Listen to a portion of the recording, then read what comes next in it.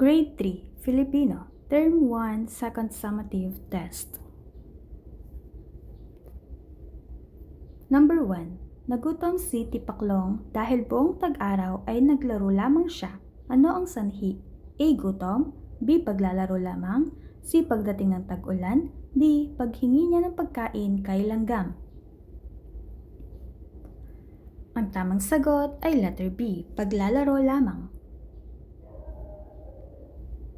Number 2. Alin ang wastong pariralang gumagamit ng pang-angkop? A. Malinis paligid, B. Malinis G paligid, C. Malinis ng paligid, D. Malinis na kapaligiran. Ang tamang sagot ay letter D. Malinis na kapaligiran. Number 3. Nag-aral ng mabuti si Lito. Para sa pagsusulit, ano ang pinakamalamang na wakas? A. Nakapasa siya, B. Naglalaro siya, C. Nakalimot siya, D. Hindi siya kumuha ng pagsusulit. Ang tamang sagot ay letter A. Nakapasa siya. Number 4. Ano ang salitang ugat ng naglakbay?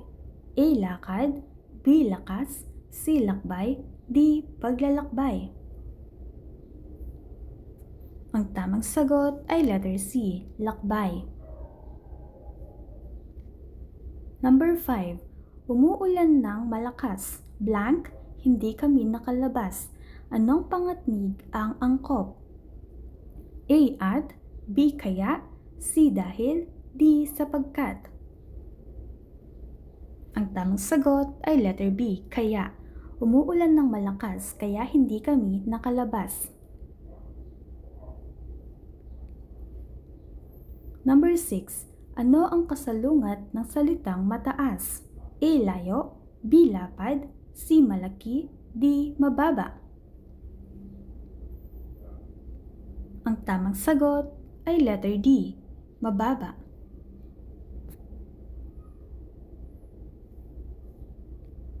Number 7.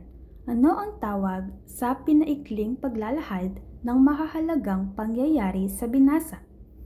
A. Tala, B. Wakas, C. Buod ng teksto, D. Mahabang pagsasalaysay. Ang tamang sagot ay letter C. Buod ng teksto.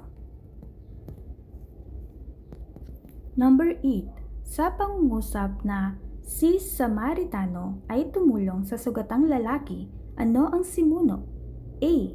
Si Samaritano, B. Sa sugatang lalaki, C. Ay tumulong sa lalaki, D. Ang tumulong sa sugatang lalaki.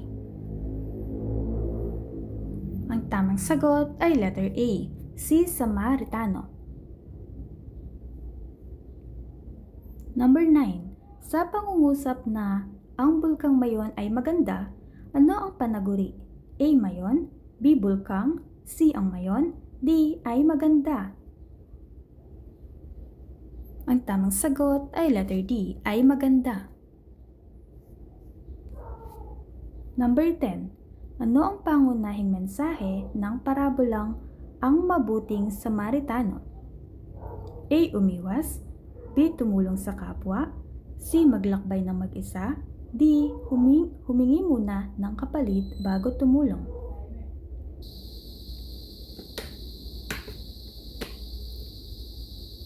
Number 10. Ano ang pangunahing mensahe ng parabolang ang mabuting Samaritano? A. Umiwas, B. Tumulong sa kapwa, C. Maglakbay ng mag-isa, D. Humingi muna ng kapalit bago tumulong. Ang tamang sagot ay letter B. Tumulong sa kapwa. Number 11. Alin ang mahalagang detalyeng karaniwang makikita sa isang patalastas? A. Kulay, B. Larawan, C. Oras at lugar, D. Mahabang kwentong kathang-isip. Ang tamang sagot ay letter C. Oras at lugar.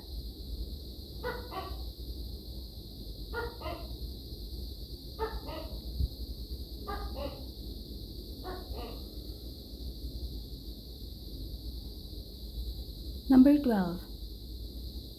Sa pangungusap na si Dr. Cruz ay nasa klinika, ano ang buong salita ng DR? A. Doktor, B. Dentista, C. Direktor, D. Dalubhasang manggagamot. Ang tamang sagot ay letter A. Doktor. Number 13. Alin ang pinakamainam na paraan upang makaiwas sa leptospirosis kapag baha? A. Tumakbo, B. Maglaro, C. Lumakad ng nakapaa, D. Magsuot ng bota at umiwas sa baha. Ang tamang sagot ay letter D. Magsuot ng bota at umiwas sa baha. Number 14. Sa pangungusap na pumunta ang pamilya sa Bukirin, alin ang ngalan ng lugar? A. Sila, B. Bukirin, C. Pamilya, D. Pumunta ang pamilya. Ang tamang sagot ay letter B. Bukirin. Number 15. May naipong tubig sa mga lata matapos ang malakas na ulan. Ano ang dapat gawin? A. Umalis, B. Maglaro, C. Linisin at alisin ang naipong tubig, D. Hintayin dumami ang lamok sa paligid. Ang tamang sagot ay letter C. Linisin at alisin ang naipong tubig.